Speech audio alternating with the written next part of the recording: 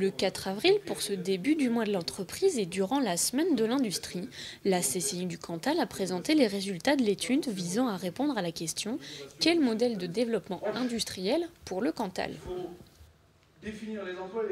Alors, ce qui en découle, c'est bien sûr un état des lieux, ça c'est classique. Mais il faut toujours commencer par un état des lieux. Et puis derrière cet état des lieux, il va en découler un certain nombre de préconisations qui vont s'étaler dans le temps. Alors, si on prend un temps trop long, eh bien, on ne fait rien, souvent, pas grand-chose. Mais là, on a voulu avoir le temps long qui vienne seulement en 5e axe stratégique. C'est-à-dire de se dire, qu'est-ce qu'on fait tout de suite ? Qu'est-ce qu'on fait tout de suite ? Parce que, je vous dirais, il y a urgence. Il y a urgence parce que l'industrie cantalienne existe, bien sûr. Elle est beaucoup plus importante que chacun le croit, puisqu'elle représente aujourd'hui près de 50% du PIB de notre département. Mais elle subit des coups et des chocs. La crise est passée par là, et un événement récent nous fait voir que le secteur industriel reste fragile.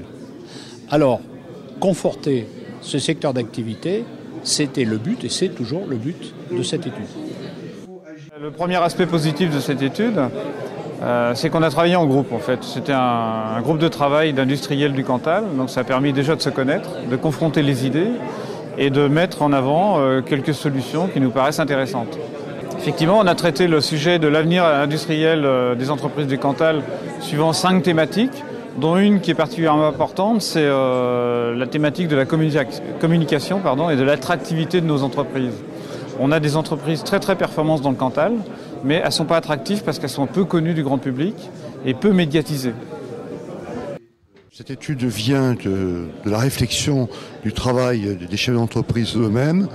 Elle a bien identifié tous les enjeux, les forces, les faiblesses économiques du Cantal, mais aussi elle n'en est pas restée là au diagnostic. Elle a proposé des pistes d'action et l'État, bien sûr, sera associé, s'associera à toute démarche dynamique.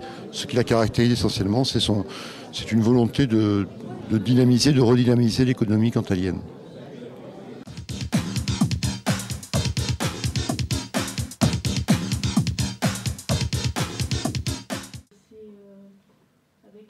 Jeudi 14 avril, le concours de création d'entreprises à destination des lycéens du département a rassemblé une centaine d'élèves des lycées Jean Monnet à Aurillac et de Haute-Auvergne à Saint-Flour. Donc on leur demande de cogiter sur une idée, de chiffrer, de présenter un provisionnel, un business plan et de venir devant nous, devant le jury composé de professionnels, de l'éducation nationale, d'un banquier, de la CCI. Et nous devons le juger, de trouver le plus pertinent et le plus intéressant. Un prix spécial a été remis aux élèves de seconde PFEG du lycée Jean Monnet pour leur projet industriel U-Table. Sur la seconde marche du podium, on retrouve également le lycée Jean Monnet avec un projet de ferme pédagogique situé du côté du Lioran. Enfin, les élèves de première STG du lycée de Haute-Auvergne ont reçu le premier prix en présentant un concept de restauration rapide bio basé à Saint-Flour et mettant en avant l'agriculture biologique auvergnate. Le gagnant sera un restaurant bio, rapide bio, pas restaurant bio, mais un restaurant rapide bio qui a été très bien monté, que ce soit au niveau du marketing, au niveau de son business plan, au niveau du prévisionnel qui était assez cohérent, qui a eu une petite erreur, mais vraiment je crois que même un banquier trouverait un projet comme ça, je pense qu'il le financerait, donc c'est un très beau projet. On voit ce qu'on apprend en cours d'une façon différente, comme la communication ou la gestion. D'habitude, c'est surtout de la théorie. Et là, ça nous a permis de voir à quoi ça pouvait mener ce qu'on apprend et dire que ce qu'on apprend, c'est pas juste pour apprendre, que ça peut vraiment nous servir plus tard.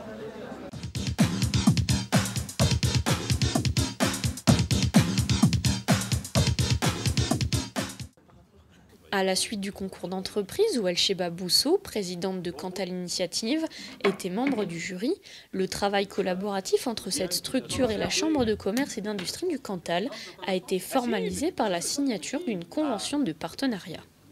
fait, cette convention formalise tout simplement le partenariat qui est actuellement entre notre plateforme et la Chambre du commerce dans l'accompagnement et le montage des dossiers quant à l'initiative. Donc il faut savoir qu'aujourd'hui, un porteur de projet qui sollicite un prêt d'honneur de la part de Quanta Initiative instruit son dossier avec un conseiller de la Chambre du commerce. Et jusqu'à aujourd'hui, ce n'était pas formalisé, mais c'était une pratique qui se faisait depuis 2003 où la plateforme est adossée à l'agence de développement quant à l'expansion du Cantal. Le corps de cette convention, c'est d'être au service des créateurs. C'est ça l'objectif. Il ne faut jamais perdre de vue quel est l'objectif. La Chambre de commerce, elle agit pour les entreprises. Donc nous allons formuler, ce que nous faisons déjà un petit peu, mais nous allons le formuler par écrit, entre Quanta l'initiative, qui est la plateforme d'initiative, qui reçoit les créateurs, et nous-mêmes qui, dans 85% des cas, amenons les créateurs. Alors nous sommes là donc pour les aider à construire leur projet, à le présenter, et ensuite, ce qui me paraît essentiel, c'est assurer le suivi. Alors tout ça, bien sûr, en partenariat. Je rappelle qu'Elche Babousso est membre titulaire de la Chambre de commerce et d'industrie. Bon, donc les liens, vous voyez, sont forts entre nous, mais c'est normal. Parce qu'encore une fois, et au risque de me répéter, c'est au service des créateurs. Bon, j'ai rappelé combien il était important dans ce département que nous ayons des créateurs.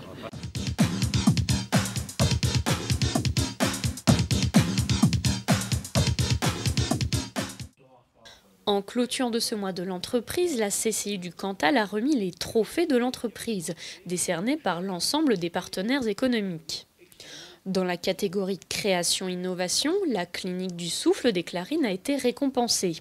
Ouverte depuis 6 mois sur la commune de Rion-Est-Montagne, elle accueille des personnes atteintes de désordres respiratoires chroniques. Dans la catégorie transmission reprise, la société Cantal Fret a été distinguée. Aujourd'hui dirigée par 5 associés, elle est composée des entreprises Transport Faux, Messagerie La Cassagne et depuis septembre 2010 de l'entreprise Michel Visy Déménagement Transport. Enfin, dans la catégorie dynamique commerciale, l'entreprise Soubrier-Besse a été récompensée. Créée en 1875, elle travaille aujourd'hui exclusivement pour un constructeur suédois, Tetra Pak.